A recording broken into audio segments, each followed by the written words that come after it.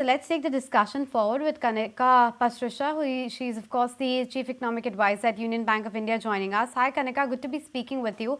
What's your own expectation of the Q4 estimates? Because part of the street is very bearish, somewhere around 6.5, 6.7. Are you expecting anything better?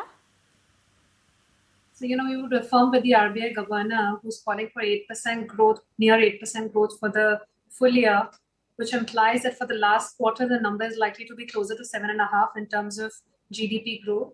So compared to your poll, yes, we are an outlier, expecting a better number. But yes, on the GVA front, last time in the December quarter, the numbers were closer to 6.5. We see some easing of that momentum on two factors. As you stated, agriculture likely to stay in contraction zone, but more importantly, industry growth may taper down a bit more because the impact of lower commodity prices started to wane off in the last quarter. The EBITDA growth has been lower. That's one. Second, the construction activity, which saw a boom in especially September and December quarters. Monsoon was weak, especially in September. That momentum, that strong momentum, has also started to wane off. So primarily on slower industry, we see lower GVA compared to December quarter. Yes, GDP growth also slows to 7.5 from 8.4, but overall much stronger than street estimates and full year number clocking close to 8%. What are your projections, Kanika, then when it comes to not government spending, because it's pre-election year, so typically, that has been higher, but private CAPEX, has that made a comeback or not? When we speak to investors here as well and looking at our credit profiling, where is the credit demand coming up for banking sector? See, a strong view is, yes, private sector is coming back. But what is it led by? It's primarily led by government sectors. So if you come to think of it today, steel and cement is investing because government is giving a push to infra. Then you see sectors like EVs, renewables pull up because government has a PLI scheme there. Of course, even electronics and mobiles added there. But overall, broad-based private CAPEX recovery is still missing. And that is something that's expected post-elections. Let's see. That's on a wait and watch, and that is expected to be a growth driver in the second half of FY25. Could there be a base effect issue for FY25? There is a 3-month election time when government CAPEX would have been slow.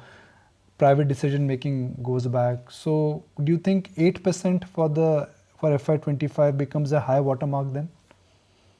So you're right, Nikunj. One is, of course, it's an election year, especially not just the first quarter. Maybe till the budget time, we see slowdown in spending from the government. And you're absolutely right. Government spending, especially on the CAPEX side, has been the prime growth driver.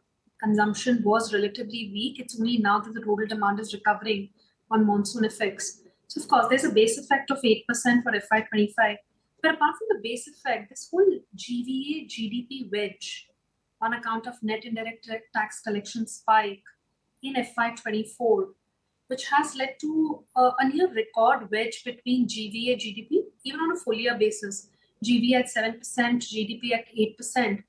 That is likely to normalize back to 0.2-0.3% in FY25 in our view. So maybe GVA stays close to 7%, maybe 6.7, 6.8, but GDP growth normalizes back to 7%. One is, of course, the statistical wedge comes down. That's one. And you're absolutely right. In an election year, growth is more backloaded in the second half. Do you think this year monsoons could play? I'm assuming that this year we are in for good monsoons. That's what IMD is indicating. So 2 years of patchy monsoon, 1 good year. Could there be a significant move because of that? See, agriculture is 15% of GDP. So this year, so of course, before FY24, in the previous 2 years, agriculture growth was very robust, more than 4% on an annualized basis. This year is expected to slow down to close to 1.5%. So yes, it normalizes back from 1% to back to above 4% reading. That does give a kicker of, say, 45 basis points, 3% delta in growth and 15% weight. So that's absolutely a kicker. But on the industry side, which has been the prime growth driver in FY24, because commodity prices moderated. In FY23, commodity prices were very high. They were eating up the profit margins. So now that may normalize in FY25.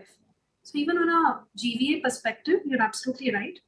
On one hand, we may see agriculture be a kicker, but just industry slowing down, or I would say normalizing a bit, both industry and services, that may actually keep GVA tightly close to the 6.77% number expected for FY24. So not much change likely there. GDP normalization, I would say, is more statistical. But we'll just raise one more point here. See, when we're looking at all these high frequency growth indicators, and plus from a framework perspective, consumption recovery expected in FY25, rural demand heals.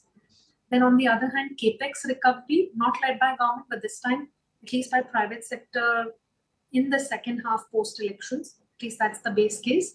So that itself may lead to some upside bias to our 7% forecast. That's looking like as of now, but we're keeping a close watch on extent of private CAPEX recovery.